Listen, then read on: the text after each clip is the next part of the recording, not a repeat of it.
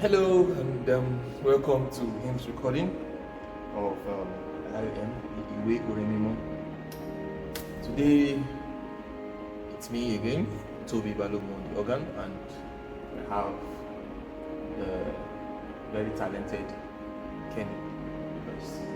Today we have number 20, and this will be sung to the tune Lux Enigma.